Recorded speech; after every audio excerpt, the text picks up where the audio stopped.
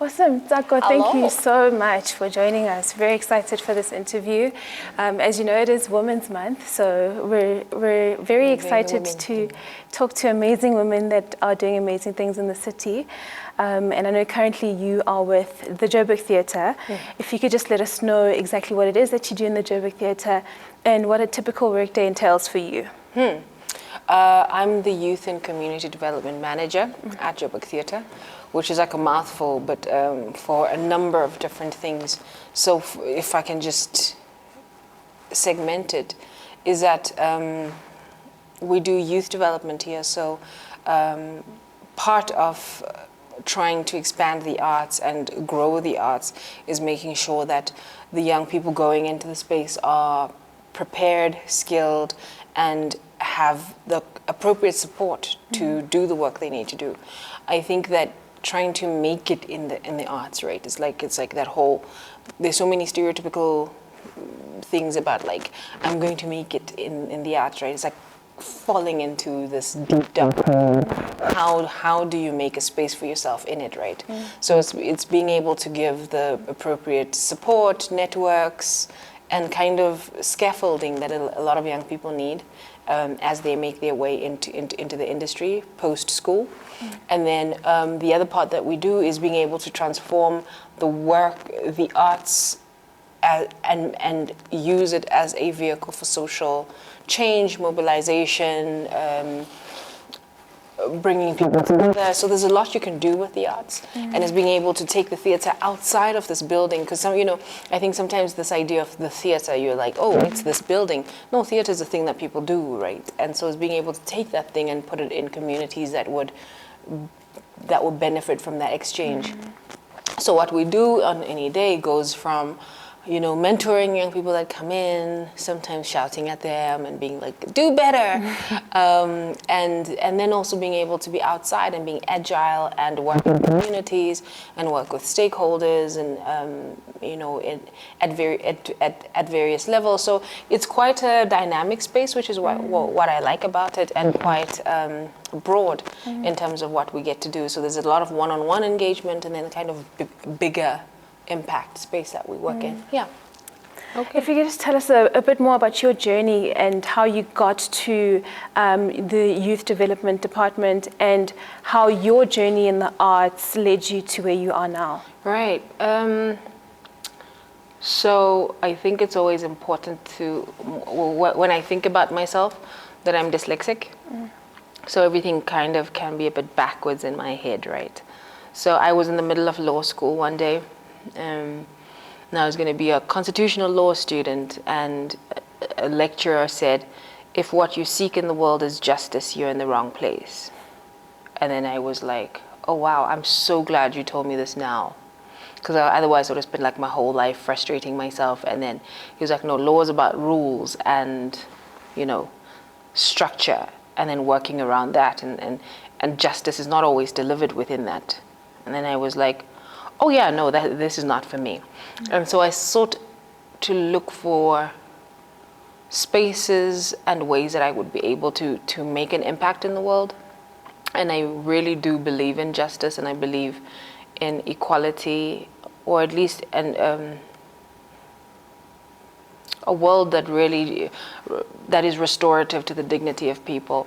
And so whilst I was in high school, the whole time I was kind of in poetry clubs and the play group and so on. And I thought, well, maybe the arts gives me this vehicle where it gives me a language and a physical vocabulary and a toolkit that I would be able to use to be able to craft and engage with people in ways that can feel restorative to them, right?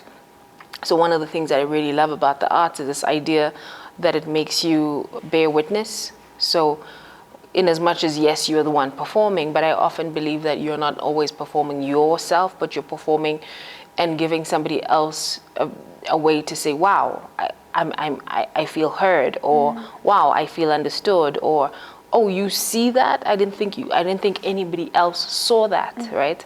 And so I went from law school to drama school, and that's kind of the kind of the midpoint of myself really committing myself to a life in the arts. But when I graduated varsity, I really didn't want to, or at least I had my little daughter when I finished varsity, and I thought I want to be with her. And so the idea of working full-time in the arts and in the way that it works, it can be a space that is not always created for women to exist in that space. And so I then committed myself to my other passions, which was my work as a development practitioner. So I worked in the development space, I worked in schools, I created a national spelling bee. And I worked on that for about 10 years. And then so I then circled back to the arts. The more I was working in the school system, hearing how children were being treated, hearing how they were feeling, I thought actually this I still need and want to be part of a space that can make people feel heard and seen and recognized. And so so it's not just about like performance and like wanting to be a star and wanting to be famous, but really wanting to use this set of skills and this ability to hear other people and craft it in a manner that makes them feel recognized. And I feel like the arts is the one space that allows me to bear witness to that process that can happen between two people. And how do you think that the arts has sort of satisfied your appetite for justice that you were looking for when you were in law school? I think working at the Joburg Theatre, going into the space now, has actually made me see the need for it even more. Working as we do with a lot of young people, and a lot of the people we work with are not kids who come from affluence, are not from kids who come from even middle class homes, right? You recognize how much people need help, especially young people. I work with a lot of young people, and you see somebody's matric results and you go, how did your school let this happen? Or you see like they're trying to like make a life for themselves, and you're like, where you are, it's so hard to get the kind of resources and support you need to make a thing of this. So I think being here and working in the arts, more than satisfying my quest for justice, has made me actually want to be more of an advocate for young people, for young people who don't come from places of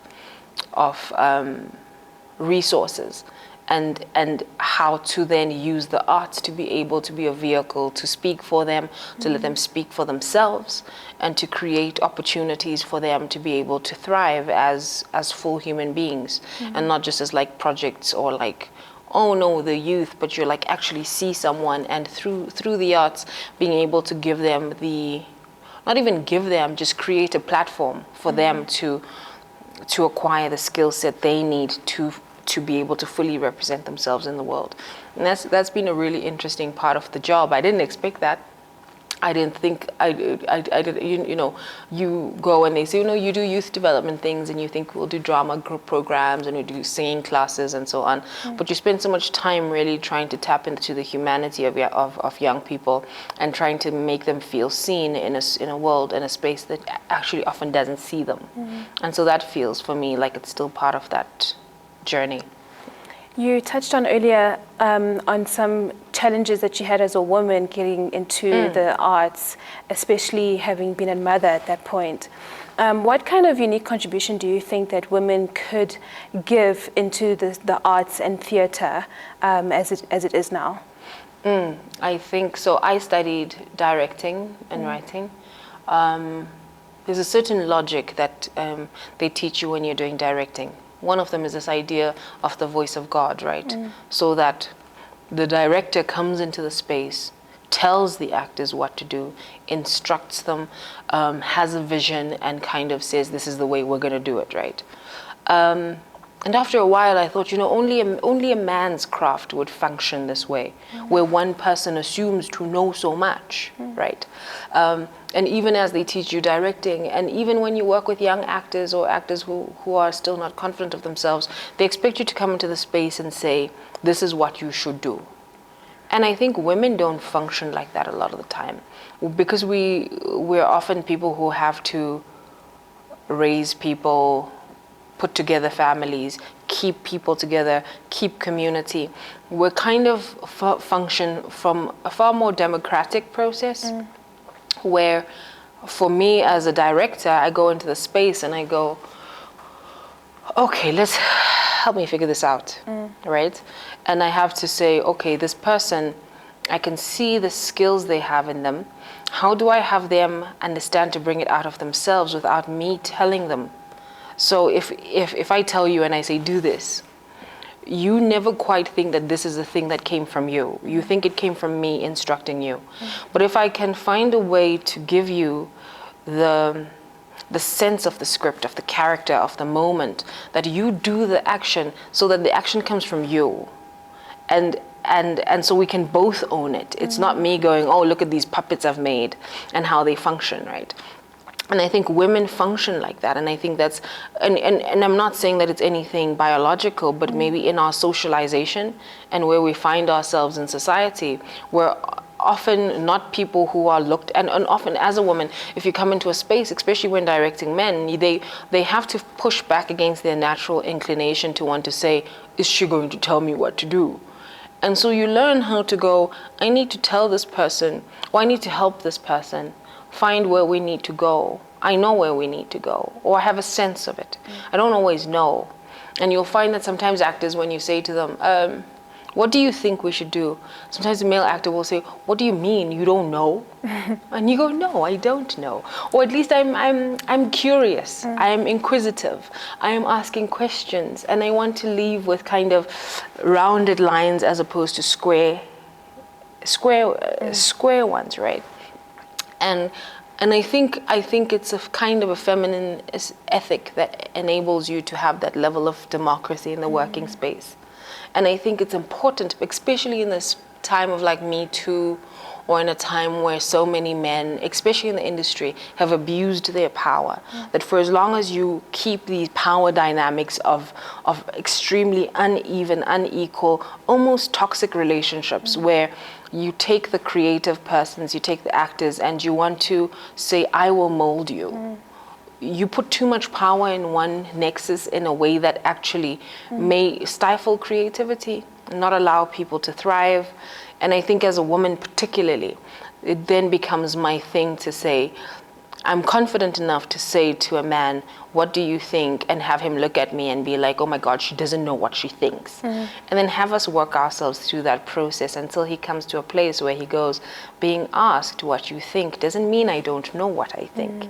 It means I want us to collaborate. Are you able to work in that space? Which is different, I think. And I also understand that you have a team of all women. How has that shaped your process, and how has that gifted you in the entire process of being a leader?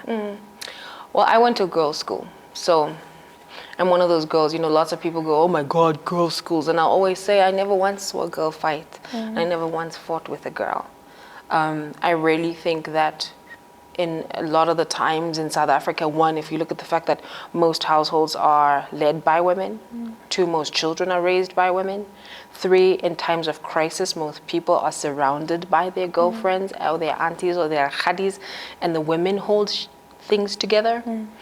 So I like being around women. I thrive around other women. I thrive seeing other women become themselves and find their voice and find their confidence.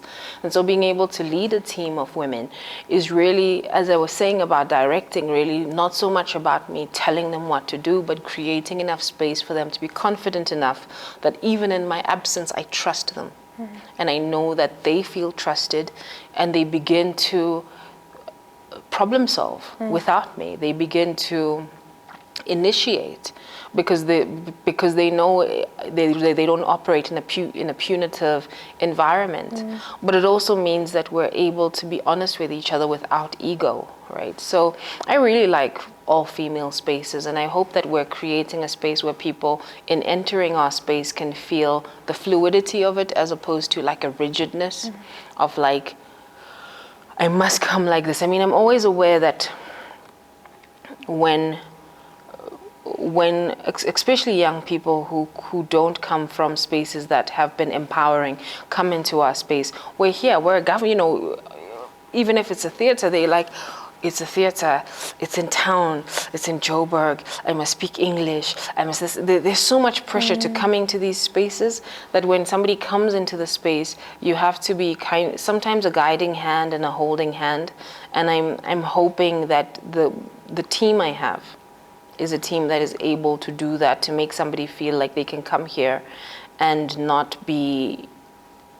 feel blocked, but rather feel like it's an open space. Yeah. And so one of the vehicles that youth development has been using to assist the youth is space.com. Could you just tell us more about space.com and what it's all about? Right. So I love space.com because it operates off the idea of a black box. Black box theater is a theater where you go, it's a small space. It has nothing. So lots of, you know, the bigger theaters have a grand stage and lots of lights and moving bits and things that fly in and out. Black box has none of that. So here's the actor, here's the human. They stand in front of another human and they tell each other stories. And they have to find ways to be so creative and so explorative and so open. And because the stage is just 130-seater, there's nowhere to hide for the actor. On a stage like the Mandela with 1,000-odd people around, you can avoid people, you can avoid connection. At space.com, it's right there. If you kind of cough, everybody can hear you, right?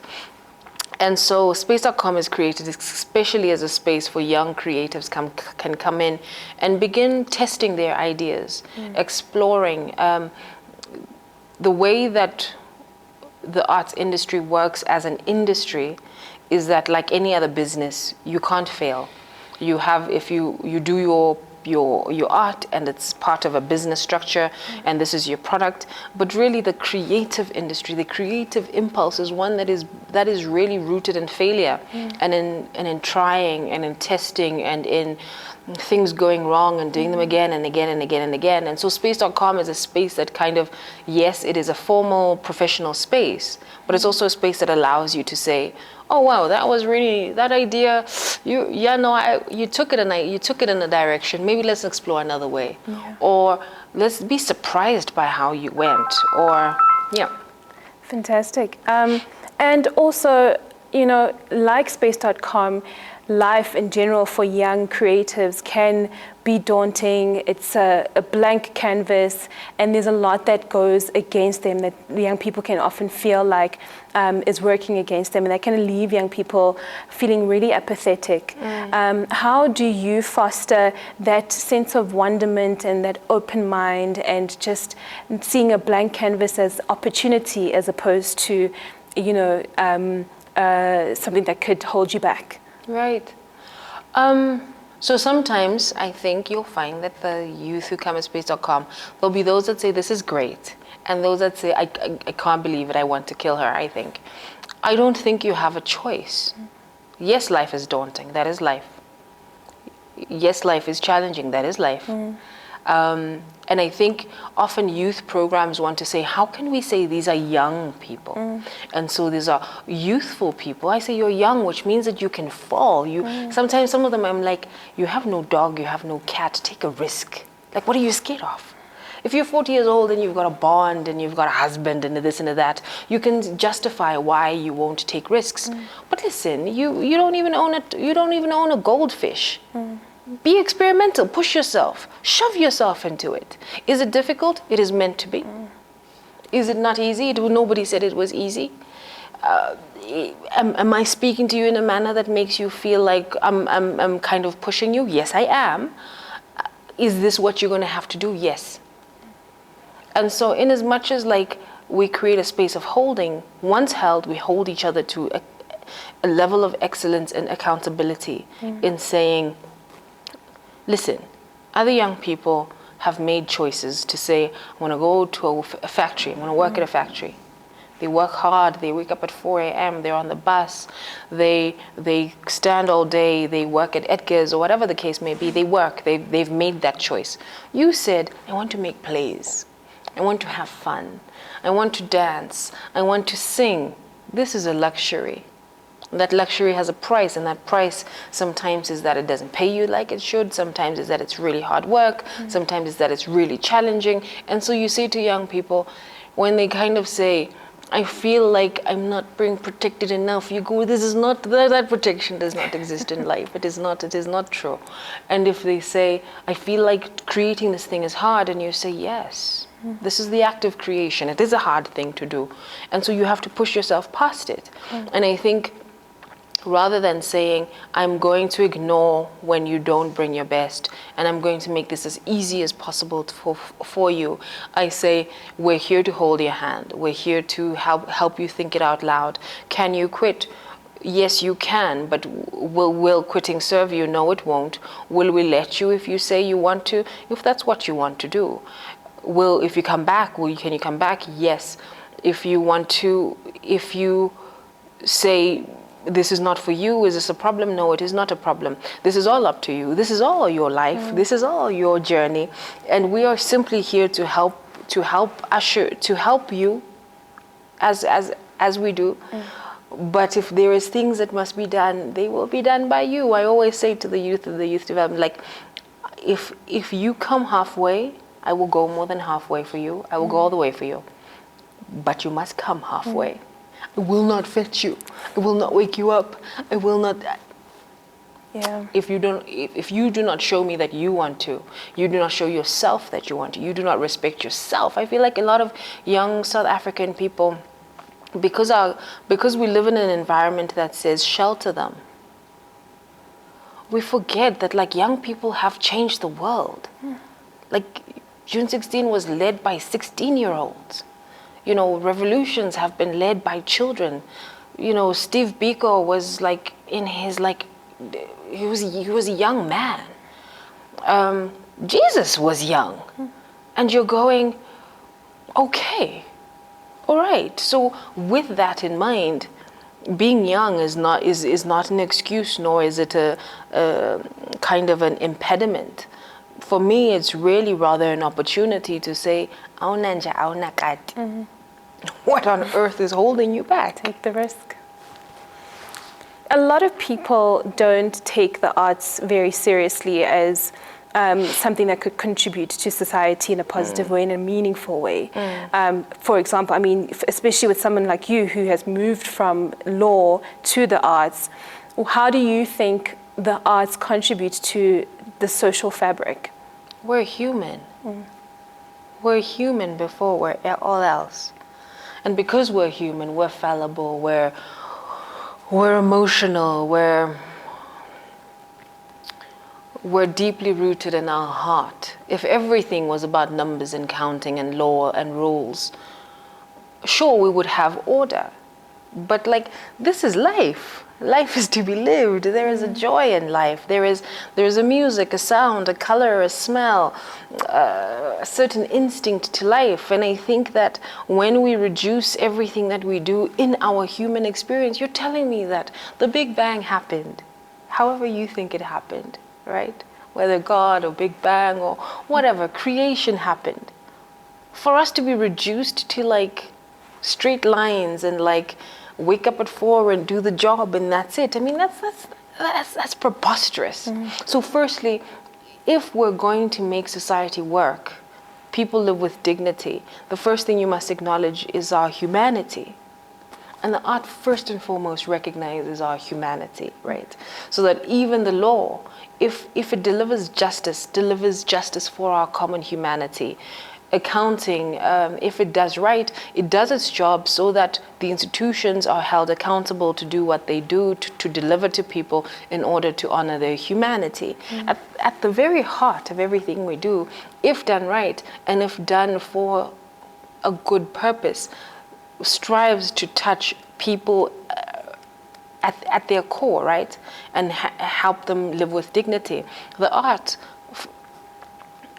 bears witness. Says to people they exist, says I see you, says I feel you, says I feel what you feel. I don't understand how people could say, oh, the art doesn't really contribute to anything. And you say, no. When you're dead in a coffin, what are we going to do? We're going to sit and we're all going to stand and sing around your coffin. Do we not? When we pray in poetic verse, do we not? So you're kind of going, no, the art is essential to who we are. I think maybe the thing that says we don't contribute is when you want to reduce it to, is it a financially viable blah, blah, blah, right? And you're going, there's a part of it that is movies, music, etc., etc. There's a part of it that is calling and spiritual for the artist. There's a part of it that is bearing witness to humanity. Not all of it has to be reduced to, but can you make money out of it? And sometimes, as I said, the art has a cost. If for your life and your life's purpose, as you define it for yourself, is to tell stories and make people feel seen, that can sometimes mean that you don't get paid for that because society doesn't value that. That society doesn't value it doesn't mean it is valueless. And that's what I think about the arts. That's very profound. What are your hopes and dreams going forward for theatre as a whole, but also specifically youth development? Sure, that's a lot. I think for me, for theatre is kind of being able to free itself, an honest conversation in freeing itself from what it can and cannot do. So that if there is a comedy show and it's a Friday night and you say we're paying 50 rands for this, that's fine, let's do this, let's have fun, let's do that. But I also think that the arts needs to, who is it?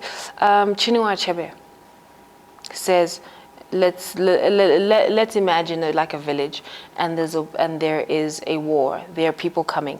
There will be somebody who drums the gong, whose job it is to call the army and draw an alert. Somebody whose job it will be to be a soldier to go and fight. Somebody whose job it is to go and be a victim of the war. But he says somebody will be there to survive it. And those who survive it, amongst those will be those whose job it is to tell. Make sure it happened.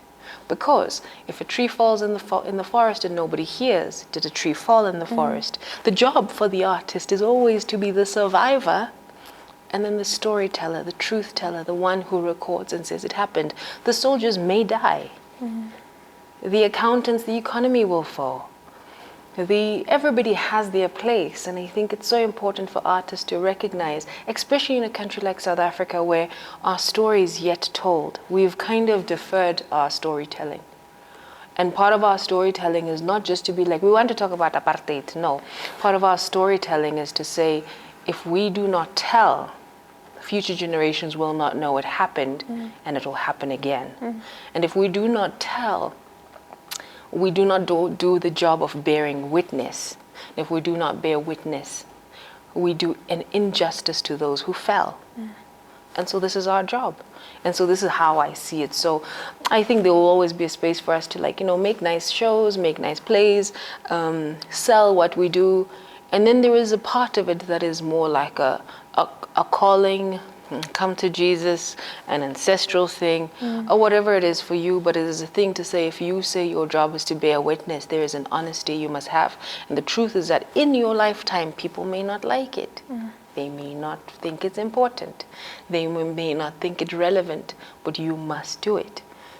I was talking to one of the young people the other time when I was like, Van Gogh in his time, nobody bought a painting. Nobody bought any of his paintings. They didn't see the way he sees beauty. That's not how they saw it. And so for the artist, I suppose it's a dream, but it's also just an honesty about the realization of what our lives are, is that sometimes you see, and you must put it. And those who hear in your time will hear it. In the future, though, because life is long, longer than your life, in the future it will be relevant. So I think for a lot of young people, I would really like them to strip it from kind of like a celebrity thing, or strip it from a fame thing, or strip it from like my mother says I must make this pay my bills. And if it means you do one job in the day and you write at night, if this is your call, I hope more artists are willing to take the call. And then if you must be the survivor who bears witness, survive and bear witness. Fantastic. Thank you so much. This was very meaningful. Thank you, guys.